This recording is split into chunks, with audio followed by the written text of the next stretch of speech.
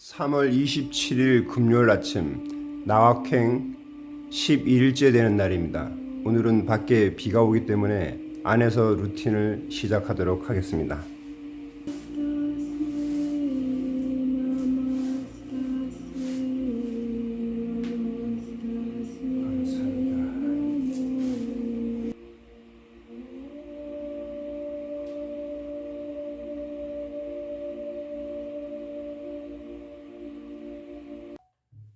나를 확 바꾸는 여행 나확행 11일차입니다. 지금 현재 시간이 9시 반이 지나가고 있고요.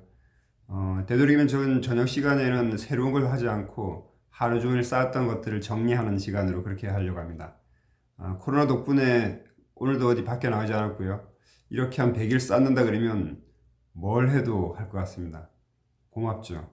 그렇지 않으면 밖에 나갔다가 뭐 또 만남도 있고 이랬을 텐데 요즘은 그렇게 나가질 않으니까 계속 안에서 쌓고 또 쌓고 그렇습니다.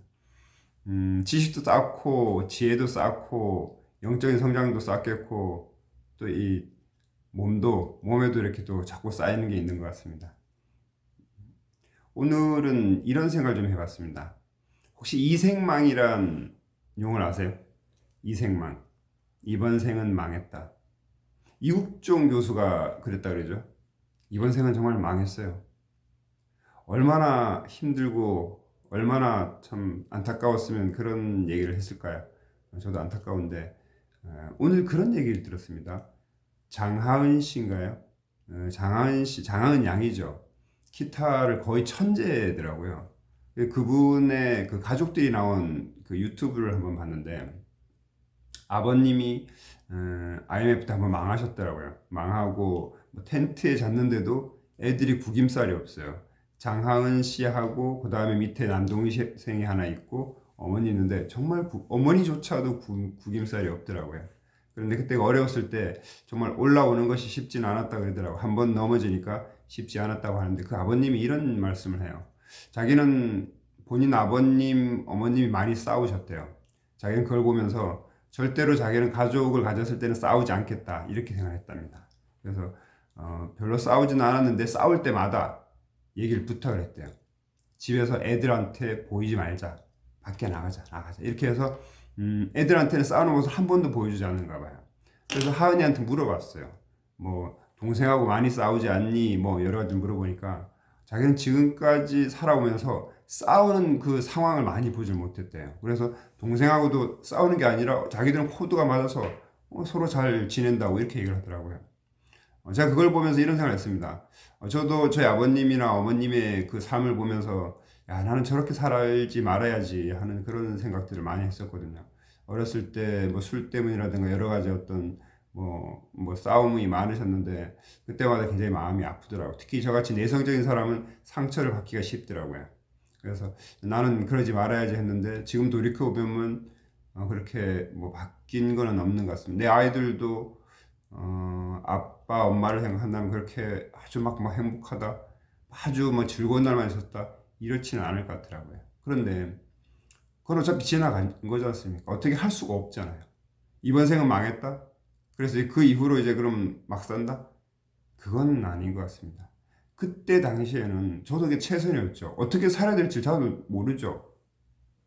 때 되니까 직장 다녔고 직장 되니까 결혼하고 애 낳고 하면서 애가 나왔을 때 다 잊어버렸던 것 같아요. 내가 나중에 어른이 돼서 아빠가 되면 이렇게 해야지 하는 것들을 제 나름대로는 아이들 데리고 산에도 올라가고 뭘 했지만 지금 돌이켜봐서는 최고의 아빠는 아니었던 것 같습니다. 최고의 아빠는 아니었던 것 같아요. 그런데 저는 이생망이라고 하고 싶지는 않고요. 지금부터 잘하고 싶습니다. 그때는 뭘 몰랐어요. 그게 최선인 줄 알았죠. 안타깝죠. 정말 하은이 같은 그런 아빠를 만나고 또 그런 아빠가 됐어야 했는데 못 됐습니다. 근데 지나가면 어떻게 할 수가 없잖아요. 그럼 이제부터 잘하자는 거죠. 이제부터 애들한테 잘하자? 사실 뭐 다 따로 떨어져 있으니까. 내 생활에 좀 더 충실하자는 얘기입니다. 내 생활에 더 충실해서 그것들을 보여주는 거죠. 저는 그래서 이생망이 아니라 또 누군가가 나한테 젊음을 준다고 해도 다시 돌아가고 싶지 않고요. 이제부터 잘하고 싶습니다. 이제부터 어떻게 잘할 건가? 자, 제가 이제부터 자 하은이 그 기타 치는 거 보니까 정말 부럽더라고요. 내가 기타를 저렇게 친다? 아닙니다. 그러고 싶지는 않군요. 제가 정말로 좋아하는 것들을 해가면서 살아가고 싶어요. 그게 비록 제 생에 못 끝난다고 해도, 정말 제 생에 어떤 최고가 되지 못한다고 해도 다음 생에 와서 또 하고 싶어요.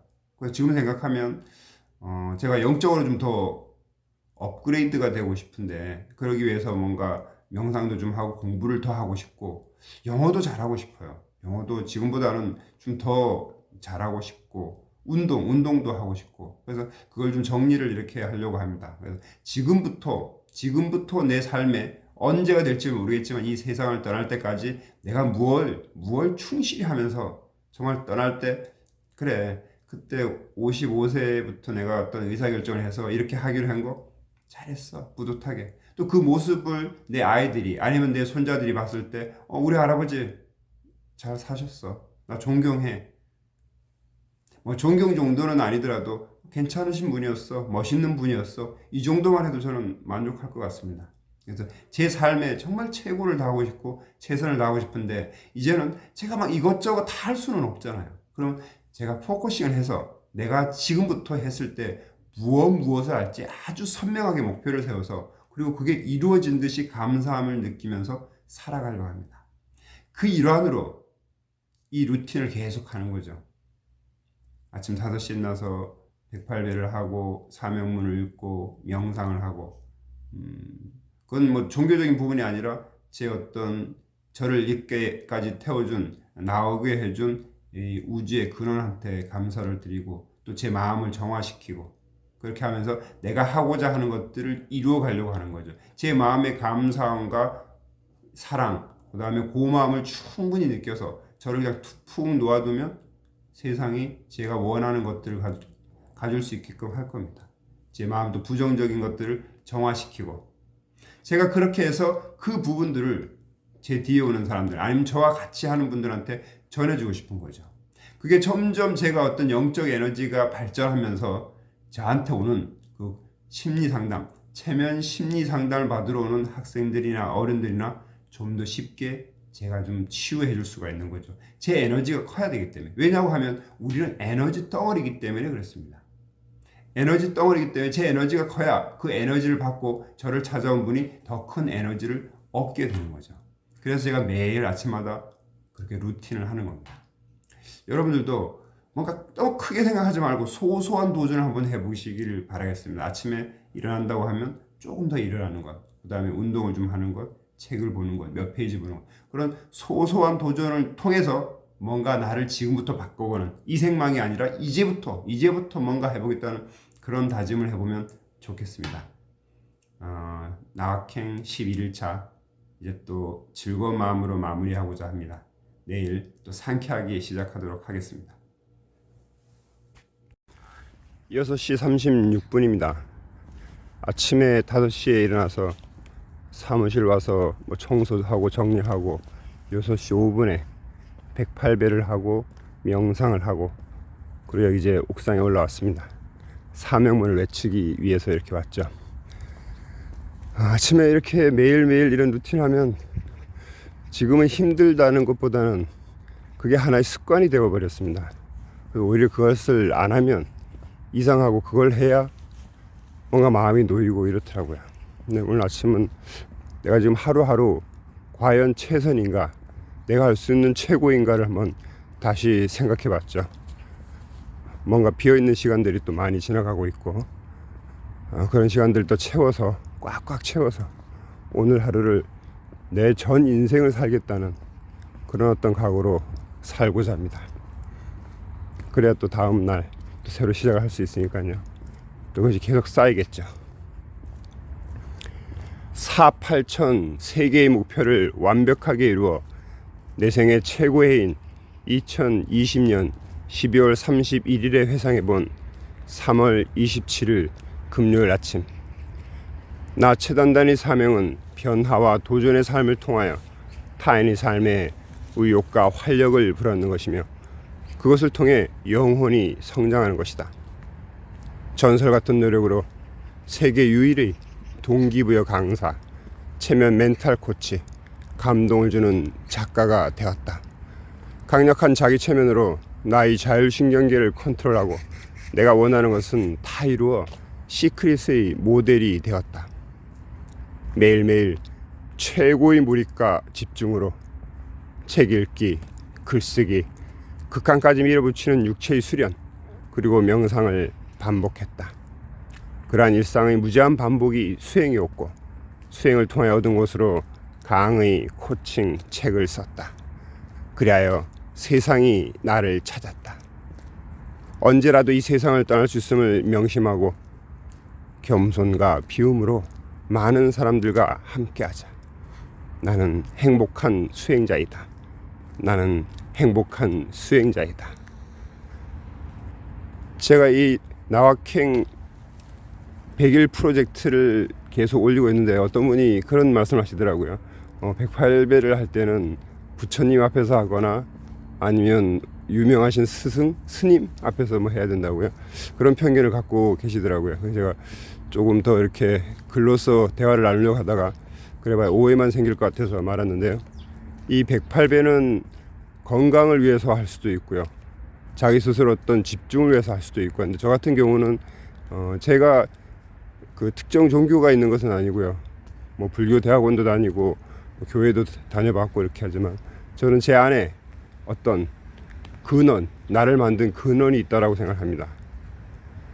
그것이 우주와 연결되어 있고요. 그래서 근원한테 감사를 드리고 어떻게 보면 정화의 단계이죠. 감사합니다, 감사합니다, 고맙습니다. 그런 어떤 뿌듯한 느낌들을 끌어올리고 뭔가 또 부정적인 것들이 있다면 그걸 하나하나 끄집어내는 그런 작업들을 108배를 통해서 하고 있습니다. 어떻게 보면 제 나름대로의 의식이죠. 그런 의식을 통해서 제가 하루를 살아갈 때 좀 뿌듯한 단단한 마음으로 살아갈 수 있도록 그렇게 하고, 또 저의 어떤 코칭을 받거나 체면을 배우러 오신 그분들 하나하나를 떠올리면서 잘 되기를 바라는 마음, 그 마음을 108배 실어 넣는 것이죠. 그러니까 108배를 너무 종교적으로 치우쳐서 생각할 필요는 없을 것 같습니다. 단지 뭐 108배라고 하면 불교에서 나온 어떤 그 숫자나 어떤 용어라고 생각할 텐데, 저는 그런 어떤 생각들을 안 하죠. 불교든 뭐든 어디에서 제가 어떤 차용할 게 있다면, 제가 활용할 게 있다면 바로 활용해서 쓰는 거지, 그게 어떤 종교적인 색채를 띠거나 그러지는 않습니다.